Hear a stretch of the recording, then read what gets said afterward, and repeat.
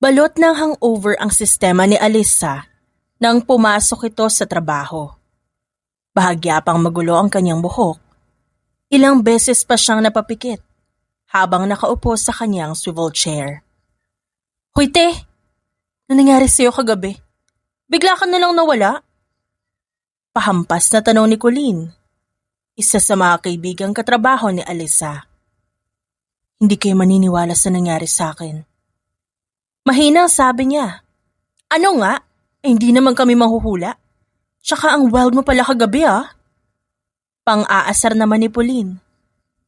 Hindi na ako virgin. Pabulong na sabi ni Alyssa. Bahagya pang napapikit dahil sa hiya.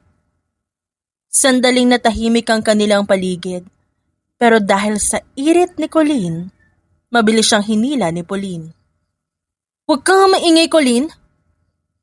Saway ng babae sabay harap kay Alyssa. Totoo ba? Paano nangyari yun? Ang conservative mo? Hindi ko rin alam kung paano nangyari yun. 2 beses pumalakpak si Colleen at iniharap sa kanya si Alyssa. Hindi mo alam paano nangyari yun. Ako alam ko. Siguro, ikaw yung nasa top. O baka naman si Alyssa ang nalasing. Si Pauline naman ang humila na upuan ni Alyssa para maiharap ito sa kanya. Parehong sinaway ng dalaga ang dalawa at inis silang tiningnan. Tigilan niyo nga yung pag-ikot sa upuan ko, nahihilo na nga ako. Dagdag pa yung ginagawa niyo. Pero congratulations sis, nawakasan ang pagiging birhen mo. Nakangiting sabi ni Colleen. Pero ang awkward nun. Kasi hindi mo naman asawa yung unang nakakuha. Kibit-balikat naman na saad ni Pauline. Tuloy-tuloy pa ang pang-aasar ng dalawa kay Alyssa hanggang sa ipatawag sila. Si Ricky nandoon, ang isa sa mga higher-up sa kanilang agency, na kasalukuyang may gusto kay Alyssa. Sa loob ng isang silid, nandun pa ang iba nilang kasamahan. Anong meron? Kwelang tanong ng dalaga. You have a new mission? Mariin at seryosong sabi ng general na si Andres. Kailangan mong manmanan ng isang business owner. Mukhang wala itong alam na konektado ang kanyang kumpanya sa iligal na sindikato.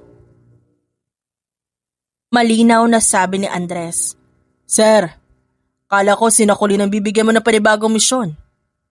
Hindi pa tapos ni Astra yung kanyang misyon ngayon. Boses ni Ricky. Napahalokip-kip si Alyssa nang marinig yon. Isa sa mga katrabahong kinaiinisan niya, si Ricky mismo. Lahat ng misyon na ibigay kay Alyssa kinokontra nito. Walang pakialam ang dalaga. Kung may gusto sa kanya si Ricky, ayaw niya naman dito. Kailan po ba yan, sir? Marahang tanong ni Alyssa. Sa Lunes. Ikaw nang bahala sa diskarte kung paano ka mapapalapit sa lalaking yun. Pwede ko bang malaman ang pangalan niya? Kinuha ni Andres ang isang folder na nakapatong sa printer at inabot yon kay Alyssa. Tahimik na binuksan ng babae ang folder at laking gulat niya na makilala kung sino ang lalaking naroon. Fuck! Phoenix is his name? It was him. Hindi ako pwede magkamali. Siya yung lalaki na ka-one night stand ko. My gosh! Paano kung kilala niya na ako? Mahihirapan ako nito. Oh, ba't nagiba itsura mo?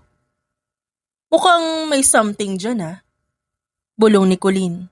Siniko siya ni Alyssa at matalim na tiningnan. Ay, sabi ko nga, shut up na lang ako. Sigurado ako hindi papayag si General na tanggihan ko to. Bahala na rin.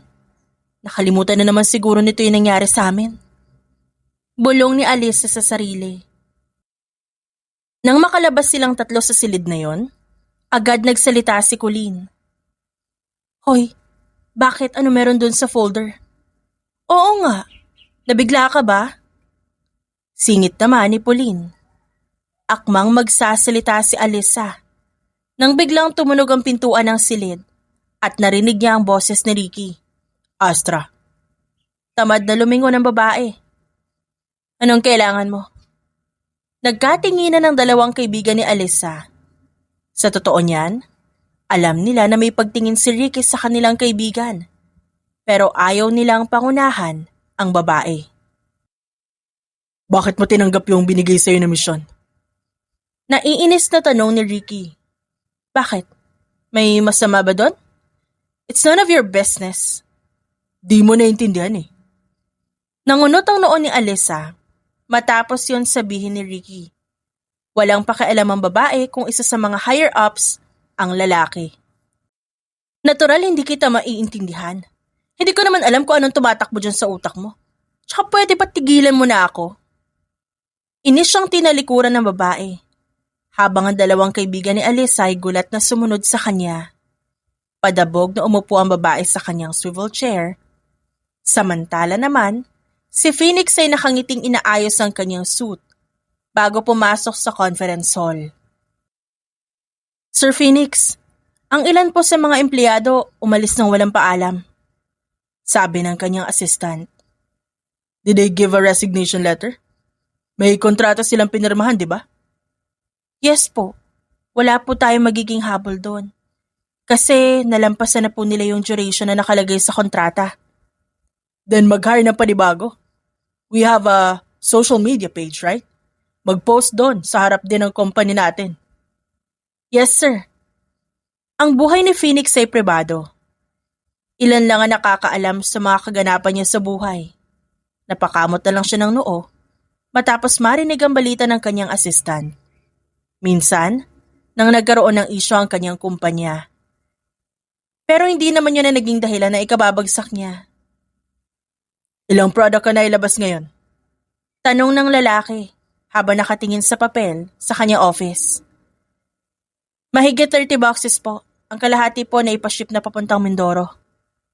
Nakuha ba ang resibo nun? Make sure na nakuha. Kasi baka mamaya, hindi makuha ng mga seller. Aniya, habang nagsusulat sa isang maliit na notebook. Sir, addition po may meeting kayo sa isang lalaki. Nagangat ang tingin si Phoenix sa kanyang assistant at kunot noong tinanong kung sino yon. Bakit ka nag-a-accept ng ganong klaseng meeting? Nag-iingat na tayo dahil sa nangyaring issue noon. Sir, makulit po eh. At saka kilala raw po yun ng family nyo. Walang nagawa ang lalaki kundi pumayag. Lunchtime, nung lapitan ulit ni Ricky si Alyssa. Wala sanang balak ang babae na kausapin ito. Pero humingi ng konting oras si Ricky. Ano pa bang sasabihin mo? Naiinip niyang tanong. Bawiin mo yung mission. I-give up mo. Wow kapal naman ang mukha mo para utusan ako. Ba't ko naman gagawin yun? Napahawak si Ricky sa kanyang baba. Hindi alam ni Alyssa kung anong sasabihin. Dahil ito ang first time na ginawa yun ng lalaki. Hindi rin alam ni Ricky kung anong sasabihin sa dalaga. Nakilala niya ang lalaking magiging misyon nito. Wala kang sasabihin, umalis ka na. Makinig ka sa akin. Makabubuti to para sa'yo. Last time na naniwala ako sa'yo, napahamak ako. Mapapahamak ka rin dito sa misyon mo na to. Ano naman sa'yo, ha? Pambabara ni Alyssa. Naabutan ni Colleen at Pauline, sina Alyssa at Ricky na nagtatalo.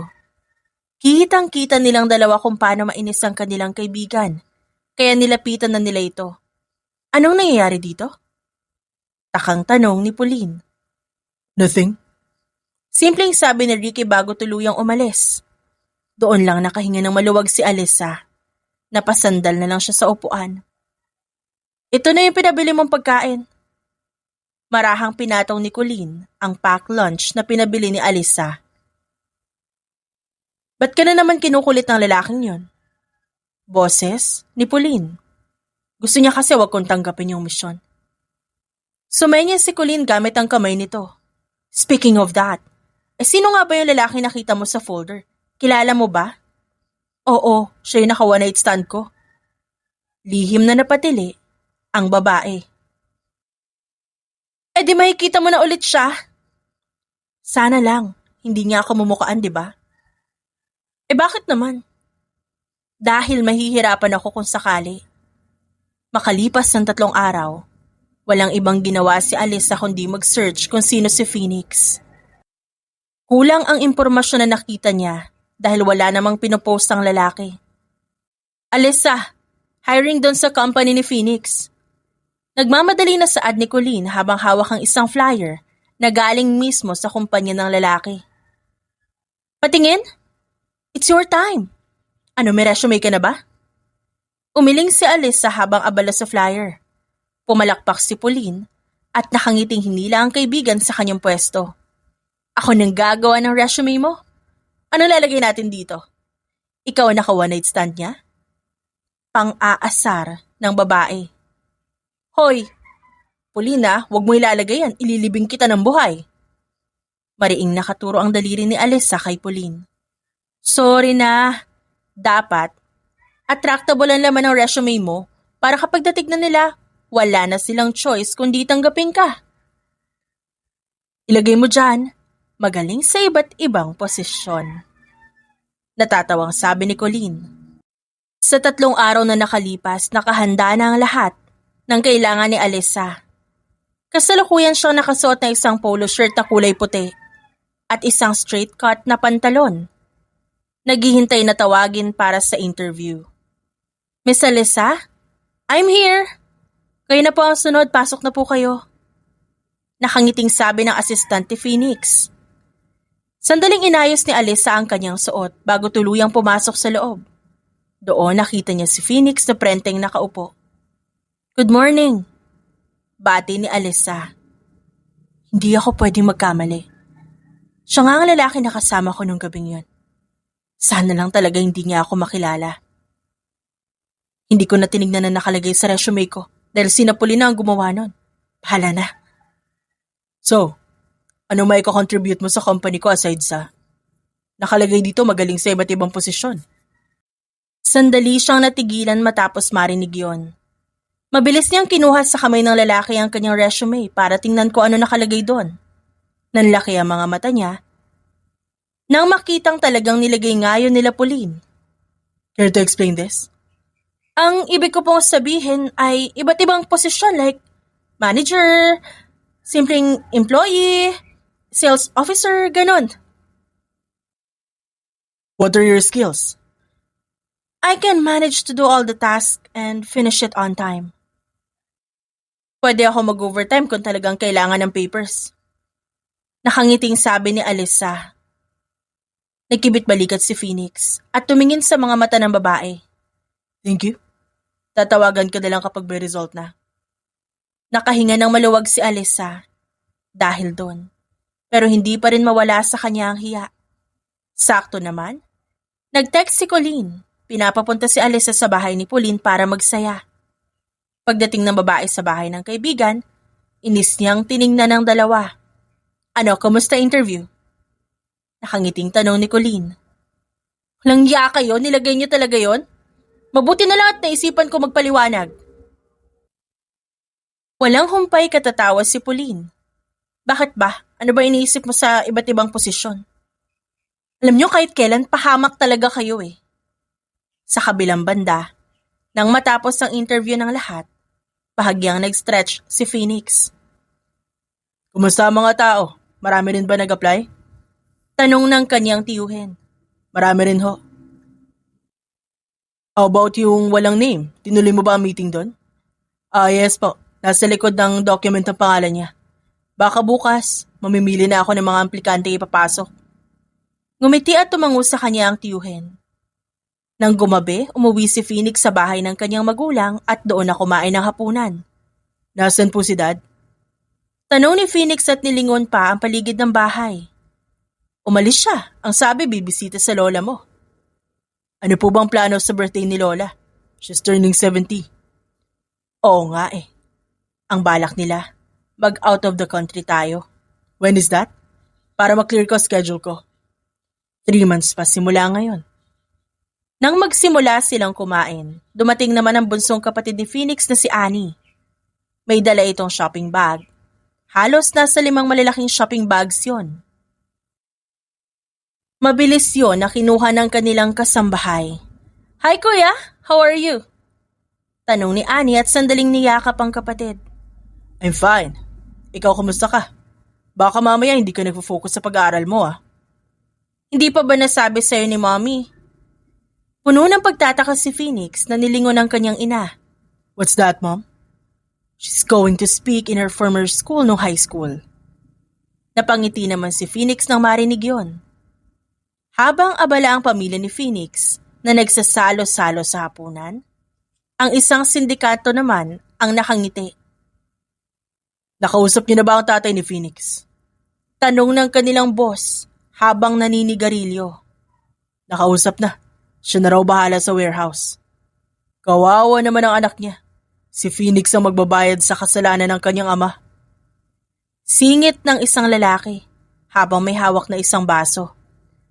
Lilimasin natin ang pera nila. Pagkakataon na para bumawi sa kanila.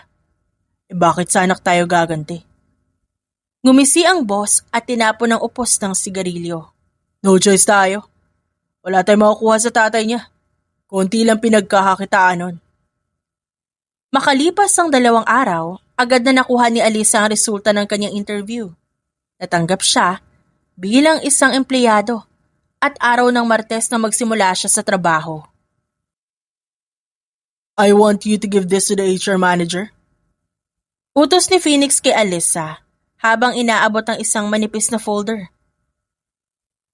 Hindi na ba to hihintay na ma-approve nila? Tanong naman ng babae. Umiling ang lalaki sa kanya. Sila na magbabalik niyan sa akin. Napatingin si Alisa sa folder bago muling tumingin kay Phoenix. Personal ba itong document? Sabihin mo lang galing sa akin. Wala na silang itatanong pa. Kalaunan, umalis din kaagad si Alisa sa office ni Phoenix para ihatid sa HR manager ang pinabibigay ng lalaki. Kahit na puno ng pagtataka ang babae, hindi niya binuksan ang folder na yon. Nang matapos ang unang araw ni Alisa, dumiretso siya sa agency nila para mag-report. Wala pa ako nakikitang kakaibang kilos. Ang nakarating sa report natin, walang alam si Phoenix. So, posibleng isa sa mga nagtatrabaho sa kumpanya ang tauhan ng sindikato. Imposible naman na hindi agad nakikita ang kakaibang kilos. Be observant, Astra. Mariing sabi ni Ricky. Matalim niyang tiningnan ng lalaki. Pwede ba, Ricky? Huwag mo ako utusan?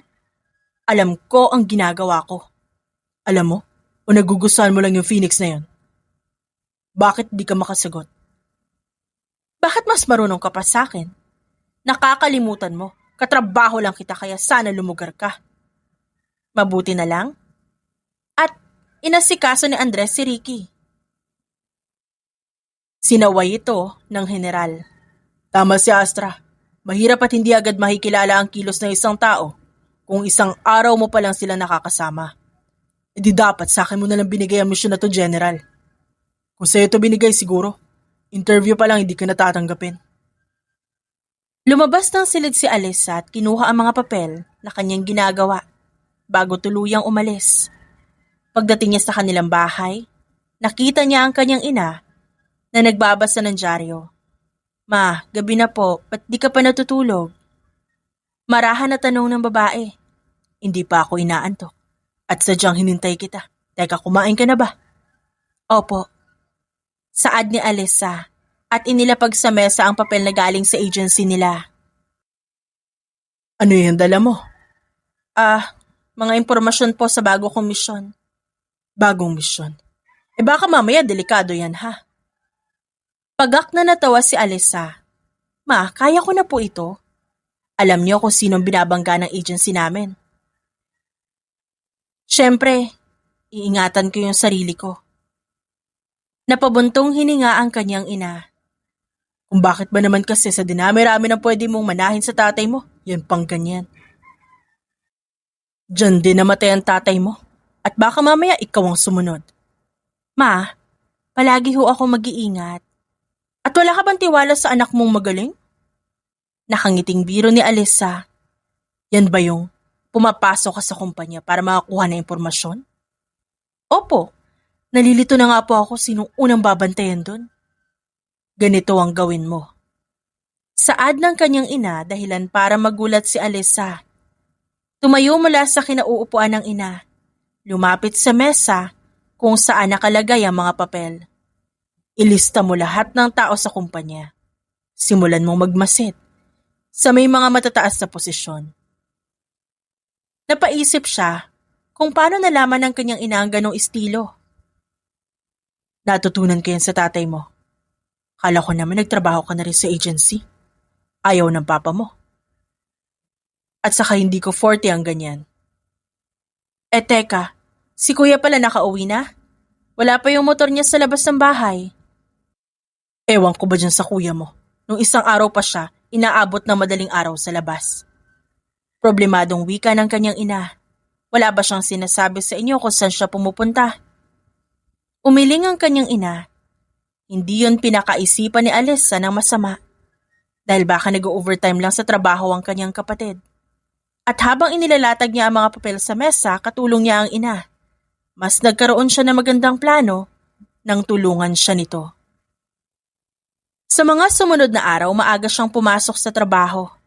Bawat kilos ng mga empleyado binabantayan niya. Alam mo ba, hindi ko makuha ang e-signature ni Sir Phoenix. Mahinang sabi ng isang empleyado. Bakit hindi mo nalang papirmahan mismo kay Sir? Baliw ka ba? Di nalaman na hindi mismo sa reseller madadala yung ilang products. Magagalit sa atin si boss kapag nagkataon. Sinong boss? Bakit hindi sa mismong reseller madideliver ang product? Tanong niya sa isip.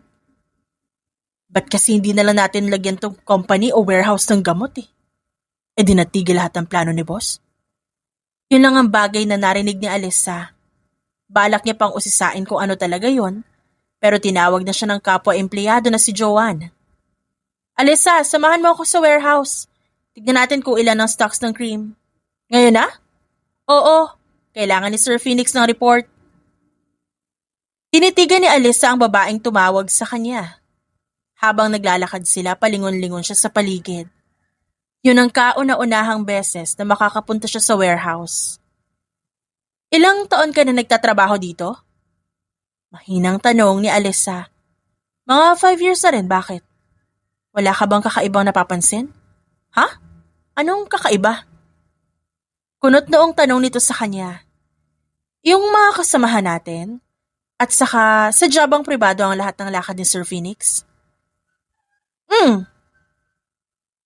Bakit curious ka? Close ba kayo? Magkakilala kayo?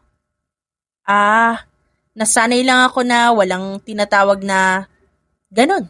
Medyo sorry medyo feeling close din kasi ako. Tumawa sa kanya ang babae. Alam mo, nung una ganyan din ako. Ang sabi, nagkaroon ng issue tong kumpanya. Bakit? Anong issue yun? Muling tanong ni Alessa. Yun yung sinasabi na may droga raw dito sa warehouse. Ang sabi, may order daw na nakuha tapos may lamang isang maliit na pakete ng drugs. Na-report yun? Isang beses nagkibit-balikat si Joanne. Di ko alam. Dinisclose kasi ang issue na yun. Alam mo ba kung kailan natayo tong warehouse at company? 2 years pa lang to nung nag-apply ako. Siguro nasa 7 years na ngayon. Nang makarating sila sa warehouse, pinanood ni Alessa kung paano buksan ni Joanne ang lock. Ilang sandali nakapasok na rin sila sa loob. Doon nakita ni Alessa ang naglalakihang kahon na may lamang mga product. Alessa, makikisuyo. Pabilang ako ng mga ready-to-drink na product. Nasa dulong area ng warehouse, salamat. Napaisip si Alessa. Ito ang matagal na pinaghirapan ni Phoenix pero hindi nito alam ang lahat. Nakonektado ito sa sindikato. Ang lahat ng to pwedeng mawala ng isang korap. Kapag napatunayan nilang totoo ang lahat ng hinala ng ahensya. Tahimik naman na tumango si Alessa at sinulit ang oras para kilalanin ang lugar. Hindi niya mas pinagtuunan ng pansin ang pinatitignan sa kanya. Sa halip, inilibot niya ang paningin sa paligid hanggang sa may natapakan siya. Nang tignan niya ito, isang maliit na button. Muli niya itong tinapakan. Bumilis ang tibok ng kanyang puso nang biglang magbukas sa kanang bahagi ang warehouse. Saglit niyang kinapa ang likuran ng kanyang pantalon. Napapikit siya nang maramdaman ng cellphone niya. Nang makapasok siya sa loob, mabilis niyang kinuna ng litrato ang lahat ng pwedeng magamit. Alisa, nabilang mo na ba? Nang marinig ni Alisa ang boses ng katrabaho, mabilis siyang lumabas doon. Kusa namang nagsara ang pintuan kaya nakahinga siya ng maluwag. Nasaan ba? Tsaka anong itsura noon? Ay, oo nga pala. Hindi mo pa nakikita lahat ng klase ng products. Halika! Papakita ko sa'yo ang mga ready-to-drink product natin. Mabilis na lumipas ang panahon. Isang buwan na agad si Alisa na nagtatrabaho sa kumpanya ni Phoenix. Hindi naman siya nabigo sa kanyang plano. Halos araw-araw ay kakulitan ng babae sa trabaho si Phoenix. Bagay na ipinagtataka na ng karamihan. Dinner date tayo? Pag-aaya ni Phoenix. Mahal ang isang gabi ko. Nakangising asar niya. Magkano ba yan at babayaran ko na? Walang prenong hinampas ni Alisa ang lalaki. Steak tayo tas libre mo? Sure, walang problema sa akin. Sa isip ni Alisa, masaya siya. Sa isip naman ni Phoenix, sa babae lang siya naging komportable. Si Alisa kasi yung tipo ng babae na mabilis makaget along. Feeling niya, safe siya kapag ito ang nasa paligid niya. Ang mahal pala ng steak. Marunong ka naman siguro magluto nito. Lutuan mo na lang ako tapos dalhan mo na lang ako sa trabaho. Nakangiting sabi ng babae. Kung liligawan ba kita, papayag ka? Nasamid si Alisa. Matapos marinig ang tanong ni Phoenix. Bakit? Anong sinasabi mo dyan? Sorry, medyo magulo yung utak ko. Ano ulit yun? For sure narinig mo yon. Why? Seryoso ako. Marami pa akong pangarap sa buhay eh. Sana kasama ako dyan. Inis na nilingon ni Alisa ang lalaki na nakangiti lang sa kanya. Sa mga sumunod na araw, ice cream date naman ang naisip ng lalaki. Kahit na puro tanggi si Alisa, wala siyang nagagawa kundi pumayag sa bandang huli. Gabi na? Habang naglalakad sila, tuloy pa rin ang kanilang kwentuhan. Hindi inaasahan ni Alisa na magkukwento sa kanya ang lalaki. Halos malaman niya na ang buong buhay ni Phoenix. Alisa? Pagtawag ng lalaki. Marahan na lumingon ng dalaga. Walang idea. Ano yun? Can I hug you? Hindi agad nakapagsalita ang dalaga. Tila nabingis siya matapos marinig yon kay Phoenix. Isang boss na humihingi sa kanya ng yakap. 2 linggo ang nakalipas. Patuloy pa rin na naghahanap ng ebidensya at dagdag impormasyon si Alisa sa kumpanya at warehouse. May magaganap na summer event this coming week. Everyone is invited. Anunsyo ni Phoenix sa lahat ng empleyado. Di sir, may lechon po na handa. Tanong ng isang lalaki. Siniko siya ng kaibigan nito. Yan naman lagi ang habol mo tuwing may event ang kumpanya. Para naman crispy-licious ang event. Wala kayong ibang gagawin this week kundi paghanda ng event. May mga palaro din yon. Sumali kayo. Marahang siniko ni Joanne si Alisa. May napapansin ako sa inyo ni Sir Phoenix. May something ba sa inyo? Wala, no? May tinatago lang siyang kadaldalan. Tumango si Joanne pero halata naman ang kilos ng dalawa.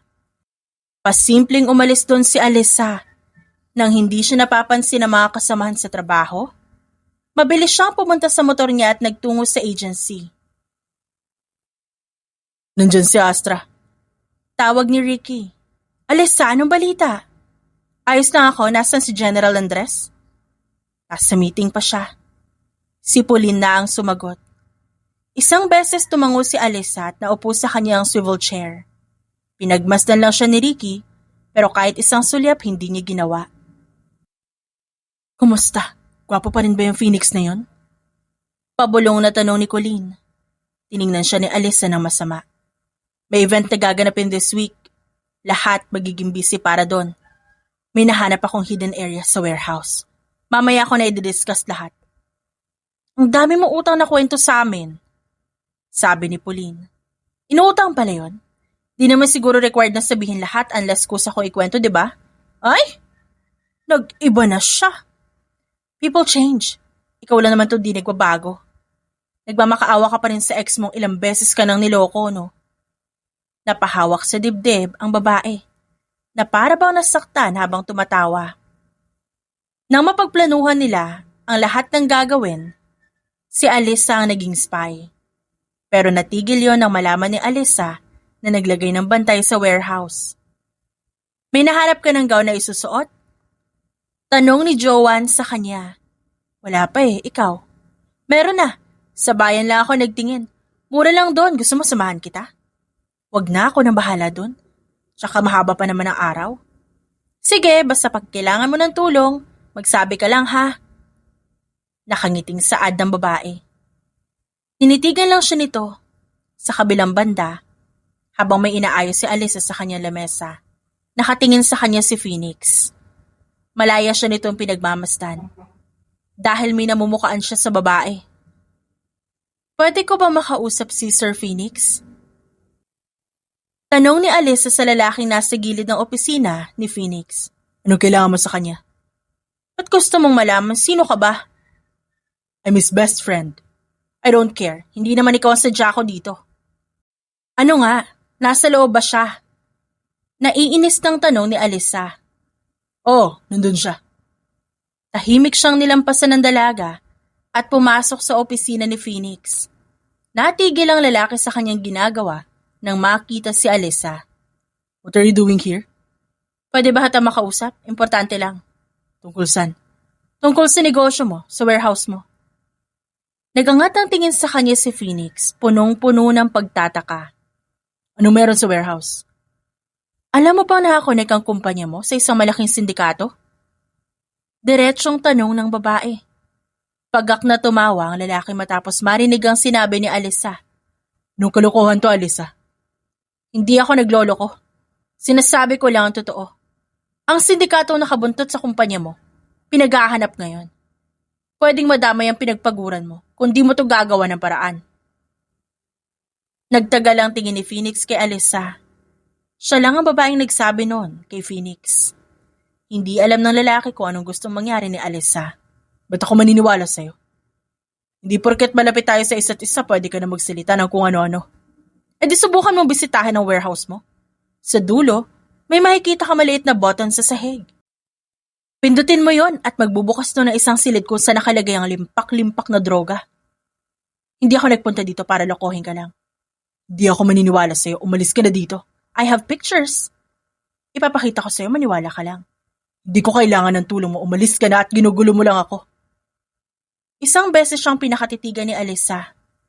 At nang hindi na magsalita ang lalaki, tuluyan nang lumabas ang dalaga. Napapikit na lang ito sa inis. Ano sabi sa'yo na babaeng yun?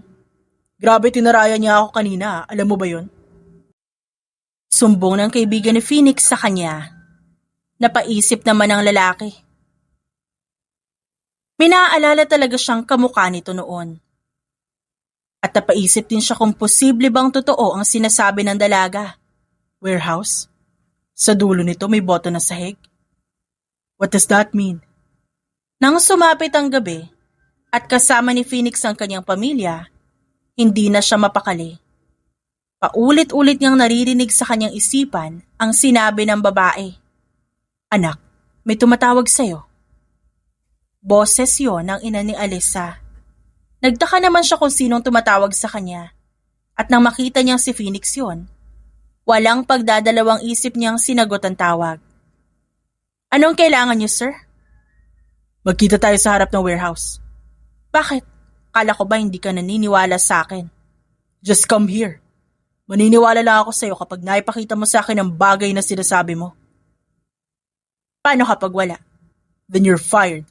Hindi ko kailangan ng babaeng sinungaling. Inis na napakamot sa ulo si Alyssa bago tuluyang pumayag at pumunta sa warehouse. Nang makarating siya doon, nakatayo si Phoenix habang hawak ang cellphone. I didn't know na motor ang service mo. Dahil di ko naman sinabi sa'yo. Pambabara ni Alyssa. Magkasunod silang pumunta roon. Pinanood ng babae na buksan ni Phoenix ang warehouse. Maliwanag ang paligid. at hindi sila nagdalawang isip na pumunta sa mismong pakay nila. Pero isang tunog ang nakapagpaatras kay Alyssa, dahilan para masagi niya ang isang malaking kahon na malapit na mahulog. Mabilis siyang hinila ni Phoenix dahilan para mapasubsob siya sa dibdib ng lalaki. Mas lalong kumunot ang noon ng babae nang makita ang pamilyar na lalaki sa loob ng warehouse na tumatakbo palabas. Anong ginagawa niya dito? Imposible magkamali ako. Masyado mo naman yata na-enjoy ang pagkahilig sa dibdib ko. Napalingon si Alyssa kay Phoenix. Doon niya napagtanto, hindi pa siya nakakaalis sa dibdib nito. Ayaw mo ba talagang umalis dyan? Ang OA mo naman, dyan ka na nga. Huwag mo ako iwanan. Ituro mo sa akin yung nakita mo na sinasabi mo. Ayoko, hanapin mo mag-isa mo. Nasabi ko na sa'yo kung nasan. Dapat nga may bayad ako dito ngayon eh. Ililibre kita ng dinner. Thank you na para bang labag sa loob mo. Sarkastikong sabi ni Alyssa, bagay na tinawanan lang ng lalaki. Nang marating nila kung saan nakita ni Alyssa ang iligal na gamot, hinayaan niyang si Phoenix mismo ang makadiscover nito. Ano to? Paano nagkaroon ng ganito? Gulat na tanong ng lalaki nang makita ang limpak-limpak na iligal na droga. Yan ang sinasabi ko sa'yo. Kung di mo alam kung paano nagkaroon ng ganyan, posibleng may nakakapasok dito sa warehouse mo nang hindi mo alam. Pero nasa akin ang susi ng warehouse na to. Konektado ang negosyo mo sa isang sindikato. Pwedeng kaya rin sila naglagay ng drugs dito dahil gusto nila idamay ang negosyo mo. May nakaaway ka ba? Mariing umiling ang lalaki. Simula nang mangyari ang issue at maging pribado ang buhay niya, wala siyang nakakaaway. Sa isip ng dalaga, hindi niya pwedeng sabihin kay Phoenix na agency nila ang magre-raid sa warehouse na ito. Ngunit ayaw din niyang madamay ang lalaki. Matutulungan mo ba ako para hindi madamay dito? Pwede kitang tulungan. Pwede nating ilipat ang mga products mo sa ibang lugar. Sa lugar na ikaw lang muna nakakaalam. Paano ang distribusyon ng mga products? Ikaw ang kukuha. Kung sasabihin mo to sa lahat, maraming madadamay. Makalipas ang 4 na araw, tuluyan nilang nailipat ang mga produkto. Kasalukuyang maingay ang buong hall ng company dahil doon nila napiling ganapin ang event. Habang nagkakasiyahan ng lahat, suot ang mamahalin nila mga gowns and coats. Nagulat sila na may dumating na mga pulis. Maging si Alice na nagulat doon. Huli na nang malaman niyang na-raid na ng agency nila ang warehouse. Walang nakapagsabi sa babae. Dahil biglaan ito. Pwede ba namin makausap si Sir Phoenix? Tanong ng isang pulis. Mabilis na natahimik ang lahat. Habang si Phoenix ay napatingin kay Alyssa bago lumapit sa mga pulis. Anong kailangan niyo sa akin? Nakuhanan po namin ang warehouse niyo na may illegal drugs. What? Paano niyo nasabing sa akin nakapangalan ng warehouse? Mas lumapit pa ang 2 pulis. Para ipakita ang papel na inaaresto nila si Phoenix. May mga products ka doon. Patunay na yung warehouse na yun, pinaglalagyan niyo ng produkto. Paano nangyari yun? Kala ko ba nailipat na namin ni Alyssa ang lahat? Tanong niya sa isip. Sumama na lang po kayo sa amin at sa presinto na magpaliwanag. Natigil ang sandaling kasiyahan nilang lahat. Napalitan ng gulat, takot at pag-aalala para kay Phoenix at sa magiging kinabukasan ng kanilang trabaho. Tahimik na sumunod si Alyssa sa presinto para malaman ang totoo. Dahil kahit siya nagulat sa nangyari. Pagdating sa police station, doon nakita ni Alyssa ang ilan sa mga kasama niya sa ahensya. Astra. Pagtawag ni Colleen. Kapag nasa labas sila, tinatawag nila ang bawat isa sa kanilang mga code names. Mabilis na lumapit si Alyssa sa kanila na punong-puno ng pagtataka. Ano nangyari? Ba't biglaan na naging raid? Si Ricky ang namuno sa raid. Sinubukan namin siyang pigilan kasi alam namin na may event kayo. Pero hindi siya nagpapigil. Isa sa mga nahuli ang kapatid mo. Kapatid ko? Nasaan siya? Nasa loob na hakulong. Mula sa labas ng police station, dinig na dinig ni Alyssa ang boses ni Phoenix. Hindi niyo ako pwedeng ikulong agad. Kailangan kong tawagan ng mga magulang ko at ang abogado ko. Papayagan ka namin gumamit kayo ng cellphone. Pero kapag nakapasok ka sa loob, hindi na yan pwede. Hindi naman ako makukulong. Hindi naman sa akin ang mga drugs na yon. Isang beses huminga ng malalim si Alyssa bago nagdesisyon na pumasok sa loob ng presinto. Halos napapikit na lang siya nang tawagin siya ng kapatid. Bunso, tulungan mo si kuya, ilabas mo ako rito. Nanginginig na sabi ng kanyang kapatid. Akmang magsasalita si Alyssa nang bigla siyang lapitan ni Phoenix. Kapatid mo to? Hindi makapaniwala na tanong ng lalaki. Bunso, kilala mo siya? Ano, Alyssa, sabihin mo sa akin, kilala mo ba siya? Kapatid mo ba siya? Dahan-dahan namang tumango ang babae. Kapatid mo tong kasama sa mga naglalagay ng illegal drugs sa warehouse na yon? Hindi ko alam na kasama siya. Bakit pa ako maniniwala sa'yo? Ngayon nga, naloko mo na ako eh. Totoo ang sinasabi ko.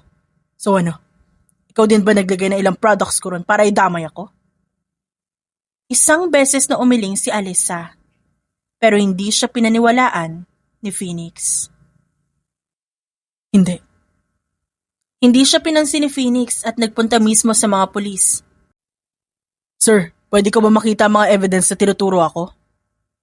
Mabilis na inabot sa kanya mga pictures na si Alyssa mismo ang kumuha. Ibinigay lang yan sa amin ng agency. Ang mga members ng ahensya nasa labas. Sila ang nag-raid ng warehouse mo. Pwede ko ba malaman kung sino sila? Saglit na tinawag ang mga kasamahan ni Alyssa. Walang ibang maramdaman ng babae kundi kaba, pero taas noon niya itong pinanindigan. Sila ang membro ng agency. Sa kanila mo malalaman kung kanino galing ang pictures na yan. Tiningnan ni Colleen at Pauline si Alyssa. Sa huli tumango ang kanilang kaibigan. Kay Astra galing ang mga yan. Si Pauline ang sumagot. Sino si Astra? Ako. Pag-amin ni Alyssa. Marahan bago lumingon si Phoenix sa kanya. Hindi makapaniwala na ang babaeng minsan niyang tiningala at pinagkakatiwalaan ay ang babaeng magpapahamak sa kanya. Ang lakas na loob mong pumasok sa kumpanya ko para lang ipahamak ako? Kung di ko yun ginawa hanggang ngayon wala ka pa rin alam sa ginagawa ng tatay mo. At bakit nasali rito si Dad? Ayaw man sabihin ni Alyssa ang lahat ng sangkot pero kailangan. Siya ang punot dulo ng lahat ng to. Habang nag-iimbestiga ako, doon ko nalaman na sa tatay mo nagsimula ang lahat. Kalaunan, umalis na rin si Alyssa kasama ang iba pang miyembro ng ahensya. Ma, kailan pa natuto magbenta ng drugs si kuya? Tanong ni Alyssa na makarating sa kanilang bahay. Hindi ko alam. Hindi nagsasabi ang kapatid mo. Alam niyo bang sangkot si kuya sa mga sindikatong nahuli namin? Mabigat na kaso yung droga. Napapikit na lang si Alyssa matapos sabihin yun. Hindi niya alam kung paano gagawa ng paraan para sa kapatid. Hindi ba tayo pwede magpiyansa roon? Malaking pera ang kakailanganin natin. At kung ako masusunod, hahayaan ko rin si kuya para magtanda siya. Hinawakan ng kanyang ina ang kanyang kamay at mangiyak-ngiyak na nagsalita. Anak naman, kapatid mo yon. Baka mamaya kung ano mangyari sa kanya. Makasalanan niya yon. Bago niya pinasok ang ganong klaseng trabaho, alam niyang ganito ang posibleng mangyari. Sa kabilang banda, ang ina naman ni Phoenix hindi makapaniwala sa sinabi ng anak. Paano nangyari yon? May pinagkakautangan pala si Dad. Tapos nagplanta sila ng mga drugs sa warehouse ko. Mom, business ko, dinamay ni Dad. Galit na sabi ni Phoenix, habang nasa isang kwarto at kausap ang ina. Ang sabi ni attorney, 3 to 5 days ka pa pwedeng manatili rito. Magpipiyansa tayo. Pero magkakaroon ka ng record dito sa police station. Do it, Mom. I don't care about the money. Pero paano pala ang kumpanya? Isasara ang kumpanya mo. Hindi mo na yan pwedeng i-claim ulit. Magsisimula ka sa panibagong negosyo. Fuck. Everything is gone now. Lahat ng pinaghirapan ko. And that's because of my father. Hindi ko siya mapapatawad. 4 na araw ang nakalipas. Tuluyang nakulong ang kapatid ni Alyssa. Si Phoenix naman, araw-araw binibisita ng ina. Hanggang sa bisitahin ni Alyssa ang binata. Anong ginagawa mo dito? Gusto ko lang kamustahin ka. After what you did, Hindi naman sa nagsimula lahat ng to eh. Kasalanan to ng tatay mo na ikaw ang nagdudusa. Umiling si Phoenix. Hindi niya akalain na ang babaeng nakasama niya ng mahigit 1 buwan ay ang babaeng may alam ng lahat. Sabihin mo nga sa akin, lahat ba na ipinakita mo pagpapanggap lang? Hindi. Lahat ng yun totoo. I care for you. Hindi ka lang basta boss sa akin. You mean so much to me. Di mo ako madadaan sa mga matatamis mong salita. Ayoko na makikita ka sa kahit anong sulok ng bansa. Hindi na nakapagsalita si Alyssa. 1 beses lang siya tumango at nagpaalam na aalis na at pinanood lang siya ng lalaki na lumayo dito. Halos kaaalis lang ni Alyssa nang bigla namang dumating ang ina ng lalaki. Kumusta ka dito, anak? I'm fine. Makakalabas na ba ako dito? Malungkot na tumango ang kanyang ina at bumuntong hininga. Ang dad mo, pinaghahanap pa. Dapat niya lang pagbayaran lahat ng to. Hindi niya alam kung gaano kahirap kumayod para mapalago ang isang negosyo. Mabilis na lumipas ang araw, buwan at taon. 1 taon na agad ang nakalipas pero sariwa pa rin sa kanilang lahat. Habang si Alyssa naman patuloy pa rin ang trabaho sa kanilang ahensya. Tinangka ni Phoenix na kalimutan ng babae pero hindi niya magawa. Hanggang sa makausap niya ang kanyang pinsan. May gusto ako ipakilala sa'yo. Kaibigan ko. Who is she? Malamig at hindi interesadong tanong ni Phoenix. Nakangiti at taas noong gumilid si Cairo para makita ni Phoenix ang babae. Meet Alyssa, my best friend. Parehong nagulat ang dalawa nang muling makita ang isa't isa matapos ang nakalipas na 1 taon. Yung ginagawa mo dito? Magkakilala na ba kayo? Nagpalipat-lipat ang tingin ni Cairo sa dalawa. May kasalanan siya sa akin. Malamig na nagangat ng tingin si Alyssa kay Phoenix. Wala akong kasalanan sa'yo. Oh, hindi mo na ba naalala? 1 year ago sa bar. Siya ang babaeng tinulak ko sa'yo noon. Marahang hinawakan ni Alyssa ang braso ni Cairo. Dahilan para mapatingin doon si Phoenix. Cairo, wag mo nang banggitin. Wala na yon, matagal na yon. Napaisip naman si Phoenix. Napamura siya sa isip. Siya ang babaeng naka-one night stand ko? Ang babaeng iniwan ako sa loob ng hotel room? Gulat na tanong niya sa sarili. Napamura siyang muli at pinansin ang kagandahan ng babae. Kalaunan, nagpaalam na si Alyssa. Ayaw niya na makita pa si Phoenix dahil wala ito ibang ginawa kundi ungkatin ang nakaraan. Samantala, ang lalaki naman, punong-puno ng pagsisisi. Matagal niyang hinanap ang babae. Ang tagal niya naghintay na lumapit dito. Matapos niya ito makilala. Pero ngayon napaka-imposible nang lumapit ito sa kanya. Gusto niya ito makausap. Gusto niyang humingi ng tawad. Sa isang babaeng unti-unti niya nang minamahal. Pero paano? Malakas ang pintig ng puso ni Alyssa nang muli niyang makita ang lalaking nagugustuhan niya. Sa totoo lang, matagal bago niya na-realize na tuluyan ang nahulog ang puso niya kay Phoenix. Nakita niya ito. Malaki ang pinagbago nito. Hindi pa rin nawawala ang galit ng lalaki sa kanya. Hindi niya naman gusto magpakita dito. Nagkataon lang na ang matalik niyang kaibigan, pinsan ng lalaki. Hanggang sa pag-uwi ng babae, nakita niya si Phoenix sa harap ng agency nila. Uy, familiar yan ah. Sino nga yan ulit? Gwapo ah. Bulong ni Colleen. Hindi ba yan yung Phoenix? In fairness, nag-glow up siya. Nang makita ng lalaki si Alyssa, agad itong lumapit. Anong kailangan mo? Malamig na tanong ni Alyssa. Gusto kita makausap. Hindi ba ayaw mo ako makita? I'm serious. Marami akong gustong sabihin sa'yo. Mabilis na tinapik ni Pauline si Alyssa para magpaalam. Una na kami, te. Kami pag-uusapan kayo eh. Bahagyang lumayo sa building ng agency si Alyssa. Si Phoenix naman, nakasunod lang sa kanya. Tumigil ang babae malapit sa sasakyan ng lalaki at inis na humarap kay Phoenix. Napabuntong hininga ang dalaga at iniwas ang tingin. Kung sasabihin mo lang sa akin na galit ka pa rin, wag na, sanay na ako. Bahagyang nanigas sa mukha ni Phoenix. Kala mo ba ganun lang kadali? Kala mo ba nakalimutan ko lahat? Hindi ko naman hinihiling nakalimutan mo. Pero wag mo naman akong parusahan habang buhay. Napatawa si Phoenix, isang mapait at maikling tawa. Parusa. Hindi mo alam kung gaano kita sinubukang iwasan. Kahit araw-araw kita nakikita sa balita, sa poster, sa pangalan mo. Ikaw ang parusa ko. Kung ganun, ba't ka pa nandito? Dahil pagod na ako magkunwari na okay lang ako. Pagod na ako magalit kahit na ang totoo. Iba na yung nararamdaman ko. Natahimik si Alyssa. Bakit? Ano bang nararamdaman mo? That I like you? I like you. Nagustuhan mo lang ako. Kasi nalaman mo ako yung babae na ka-one night stand mo, ganun ba? No. Matagal na yun. Noong nakakasama kitang kumain, maglakad ng gabi, doon kita nagustuhan. Pero mas nanaig sa akin ang galit dahil sa nangyari. Huwag mo kong gawing tanga, Phoenix. Do you think niloloko kita? Kung alam mo lang kung ilang taon kitang inisip. Kung ilang beses kong sinubukang kalimutan ka. Napalunok naman si Alyssa. Tulad din pala niya, may nararamdaman din ito.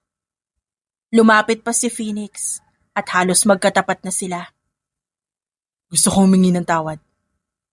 At kung may natitira pang pagkakataon, gusto kitang ligawan kung papayag ka. Baka nakakalimutan mo, Phoenix. Kapatid ko ang isa sa mga kasama ng sindikatong yon. Wala na akong pakialam doon. Pinagbabayaran naman niya ang kasalanan niya, di ba?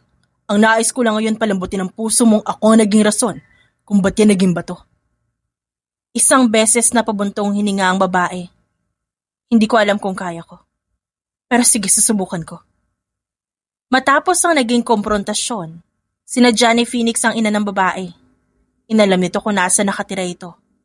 Gusto niyang formal na hingi ng kamay ni Alyssa. Seryoso siya sa dalaga at gusto niyang panalunin ang puso nito. Hindi niya kakayanin na makita si Alyssa sa piling ng ibang lalaki.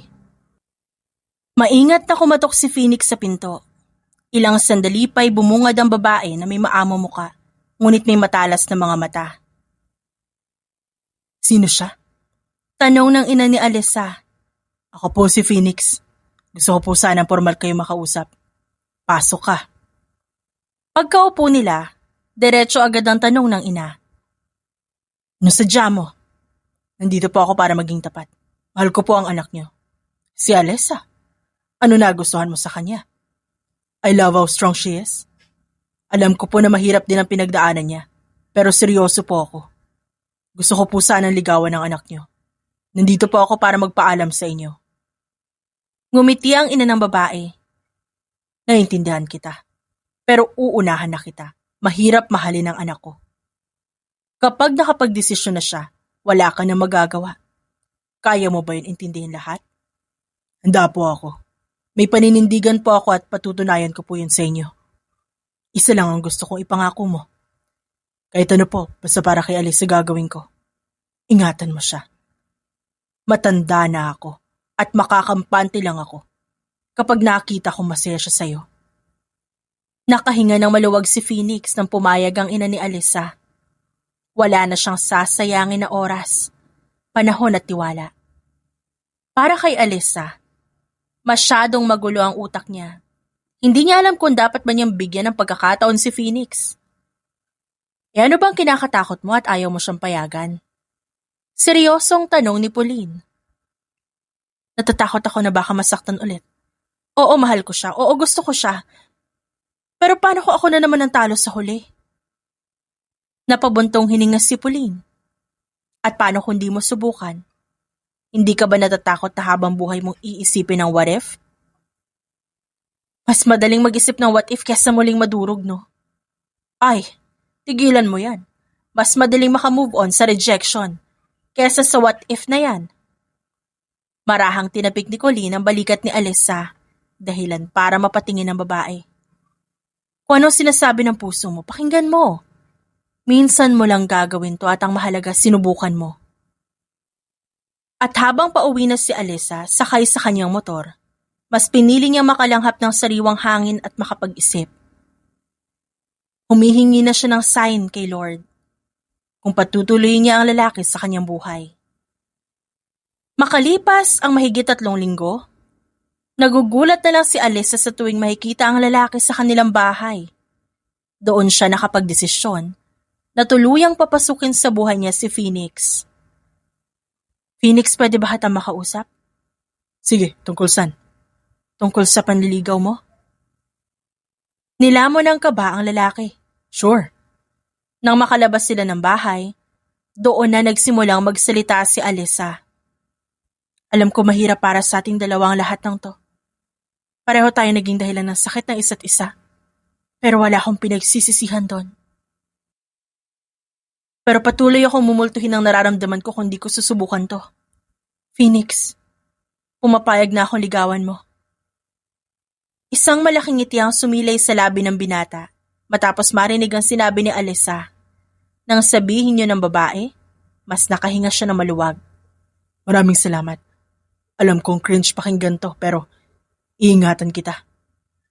Sa nakalipas na 1 taon, tinanggap na ni Phoenix ang lahat.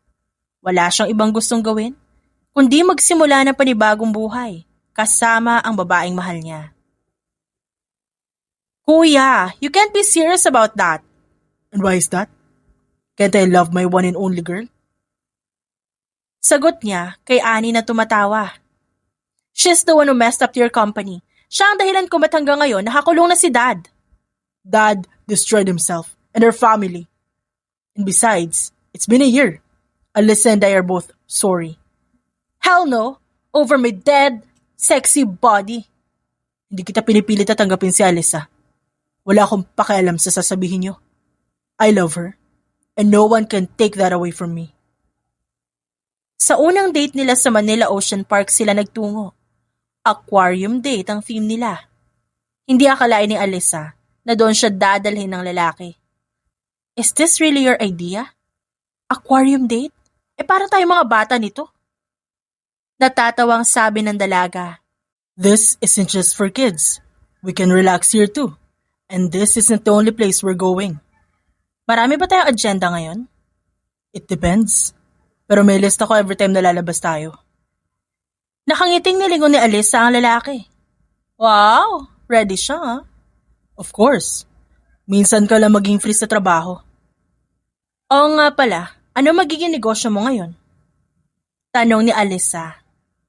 Sa lalaki. Isang beses umiling ito. Let's not talk about that.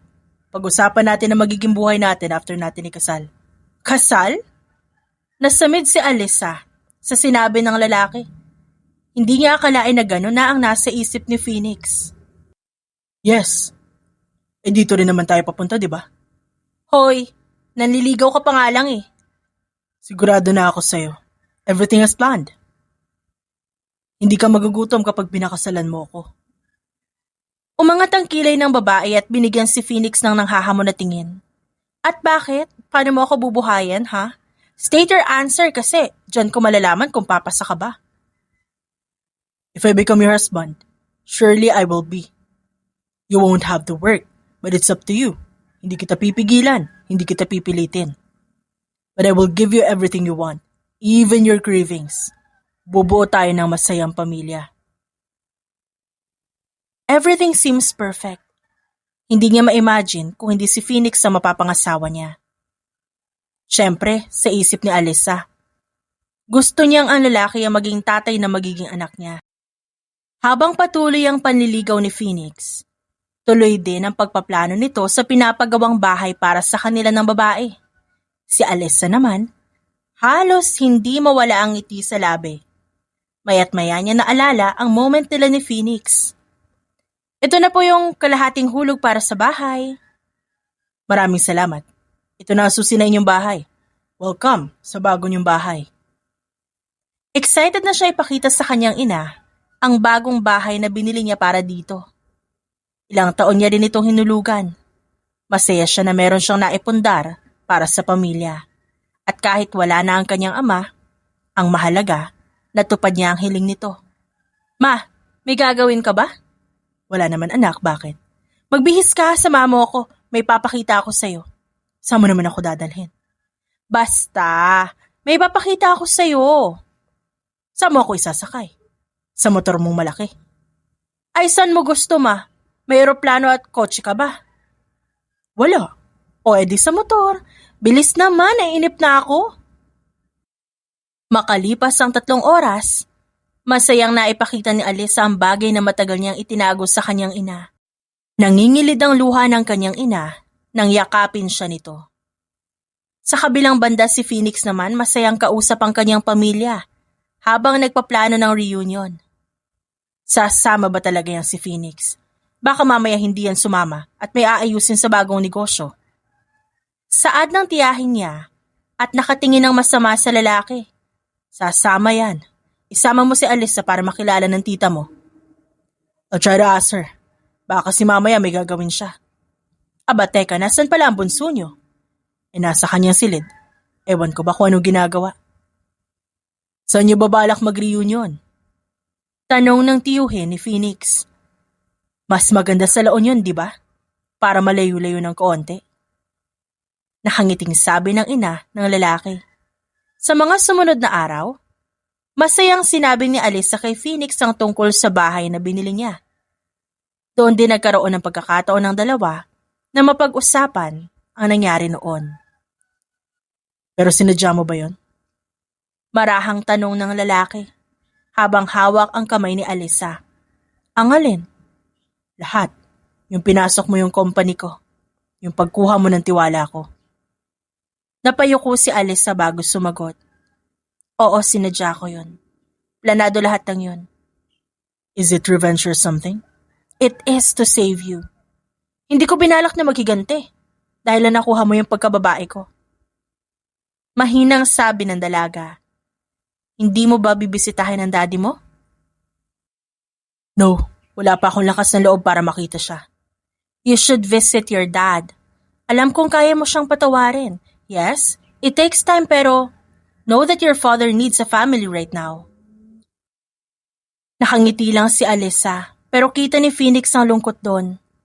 Alam niya kung anong dahilan ng lungkot na meron ng babae. It was for her brother. Tulad ng tatay ni Phoenix, nakakulong din ito. Parehong pinagbabayaran ang nagawang kasalanan. Ikaw, binibisita mo ba kuya mo? Kumusta si tita? Maayos naman. Masaya siya sa bagong bahay. Tungkol naman kay kuya, binibisita naman namin siya. He changed a lot at pinagsisisihan naman niya. I have another question. Is Astra one of your real names? No. Astra is just a code name. Ever since nagtrabaho ako sa ahensya. We are not allowed to use our real name in any transactions. That's why madali sa'yo na makuha lahat. May iba kang identity. Hindi naman. Alyssa pa rin ang gamit ko sa lahat. You can see it naman. Alyssa ang gamit ko na nag-apply ako sa kumpanya mo. Kinabig ni Phoenix ang babae, papalapit sa kanya, at niyakap ito. Pilit na kinukumbinsi ni Alyssa ang lalaki na bisitahin ng ama nito para malaman ang kalagayan. I will visit him on one condition. Ano yun? Sasama ka sa La Union. Family reunion namin. Kailan naman yan? 2 weeks from now. Isang beses tumango ang babae at inabot ang kamay ng lalaki. Deal! Natatawang tinanggap yun ni Phoenix. Wala talagang balak ang lalaki na bisitahin ng ama. Pero dahil sa sinabi ni Alyssa, doon niya napagtanto na lahat ng tao pwedeng magbago. Why do you need to buy flowers? Di naman birthday ni Alyssa. Kunot noong tanong ni Cairo kay Phoenix. Kapag birthday lang ba, kailangan magbigay ng bulaklak? Naalala ko siya sa bulaklak na to eh. Lilis ang isa sa paborito niyang bulaklak. Wow! Inspired na inspired siya. Pansin ko rin, kahit lalaki ka parang nagbo-bloom ka. The heck? Huwag mo ako simulan, Cairo. Hoy, may kasalanan ka pa sa akin ha. Kasalanan? Hindi mo agad sinabi sa akin na si Alyssa ang babae na kasama ko sa bar. Ano naman kung ganun? Mas okay nga na nagkakilala kayo na walang kahit kaninong tulong. Lalo na sa akin. That's what you call destiny. Sa gitna ng kanilang kwentuhan, tumunog ang cellphone ni Phoenix. Isang tawag mula kay Alyssa ang bumungad sa screen ng cellphone niya. Napatigil siya at kunot noong napatingin sa pinsan. Hello love, may problema ba? Hi, can you pick me up? Nasa bar kami. Napaisip siya. Anong ginagawa ni na Alyssa sa bar? Hello, nandyan ka pa ba? Ayaw nila akong paalisin dito eh. Tell me, ano pangalan ng bar? I don't remember. I'll just share my location. Pick me up ha? Matapos ang tawag, mabilis na tinignan ni Phoenix ang lugar na sinend ng babae. Medyo malapit lang yun sa binilhan niya ng bulaklak. Hey, saan ka pupunta? I'm gonna pick my wife. Nasa bar siya, nagpapasundo. Oh, bar. Can I come with you? Napabuntong hininga na lang ang lalaki at hinayaan na sumama ang pinsan. Sino mga kasama niya?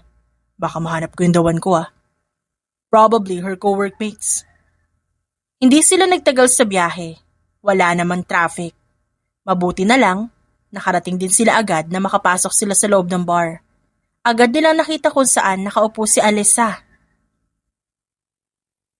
Alyssa, nandito na yung sundo mo. Mabilis na lumingon doon si Alyssa. Agad nagliwanag ang mukha na makita ang lalaki. Love, are we going home na? Malambing na tanong ni Alyssa dito. Yes, you're drunk. Ilang baso na inom mo? 6 glasses? Dinadayan nila ako eh. Tinutulak nila ako sa ibang lalaki. They don't know you're the man that I love. Lahat ng kasama ni Alyssa nagulat matapos sabihin niyo ng babae. Simula na maging boyfriend ni Alyssa si Phoenix, talagang lumabas ang feminine side nito. Nakayakap lang sa kanya si Alyssa habang nakapikit. Mauna na kami. Mag-ingat kayo sa pag-uwi, thank you. Marahan nilang sinakay sa kotse ang dalaga. Nasa backseat ito, nasa passenger seat naman si Cairo. Napamasahe na lang si Phoenix ng kanyang batok at marahang tumawa. She's knocked out. Actually, it's good for her. Nakakapagpahinga siya sa trabaho kahit papano. Si Alyssa naman, bahagyang nakita ang bulaklak na nasa gilid niya. Is this for me, love? Yeah, you like it? Hindi nagsalita ang babae. Nagulat na lang si Phoenix nang bigla siya nitong yakapin. Thank you so much. I love you. Malambing na sabi nito. Tumikim naman si Cairo. Hindi makayanan ang nakikita. Wrong timing pala na sumama ako. Dati may gumaganyan din sa akin Gusto mo ba ng babaeng liligawan, Cairo? Irereto ko sa iyo yung kaibigan ni Alyssa, si Pauline. Bumaling si Alyssa sa kaibigang si Cairo. Kaso maingay siya, baka sukuan mo agad. Baling ni Alyssa dito. I like loud girls, lalo na kapag nasa kama kami. Kama? You mean made love? Yes. Pinanood lang ni Phoenix ang babae habang lasing ito. Hindi mawala ang ngiti sa kanyang labi. His girlfriend is acting adorable. Makalipas ng 2 linggo, ang pagiging lasing ni Alyssa ang naging pang-asar niya sa babae hanggang makarating sila sa La Union. Oh anak, mag-jet ski kayo ni Alyssa para naman di siya maboring. Alok ng nanay ni Phoenix. Itatapon niya lang ako sa dagat eh. Hindi baka ikaw pa yung magtapon sa akin sa gitna ng dagat. Alam mo tita, wala na yung ibang ginawa kundi pikunin ako. Pwede ko ba yan isoli sa inyo? Di ko na ulit kukunin. I was just joking, love. Tara na, mag-jet ski na tayo. Maya-maya, nag-asikaso na nga sila. Nag-jet ski hanggang sa mapagod. Nagbili naman ang ina ni Phoenix. Sumama kayo sa party may inuman session mamaya. Mom, she'll get clingy when she's drunk. Walang pagdadalawang isip na hinampas ni Alyssa ang braso ng lalaki. Ano ba? Ikaw nga batak manghingi ng halik? Kapag ginapagbibigyan parang batang kawawa na inaapi. Ganti ni Alyssa sabay takbo. Sa sandaling yon, natagpuan nila ang kailangan ng isa't isa. Kahit na sinubok sila ng mga problema, normal lang na makaramdam ng galit, pero hindi panghabang buhay. Pinatunayan nila na ang pag-ibig, mapagpalaya at matapang. Hindi rin nawala sa kanila ang pagpapatawad. ang mataas na anyo ng pagmamahal. Yon ang maibibigay mo sa isang taong mahal mo. Mas pinakita nilang kaya nilang yakapin ang kanilang kahinaan at gawin itong rason para muling lumaban. The end.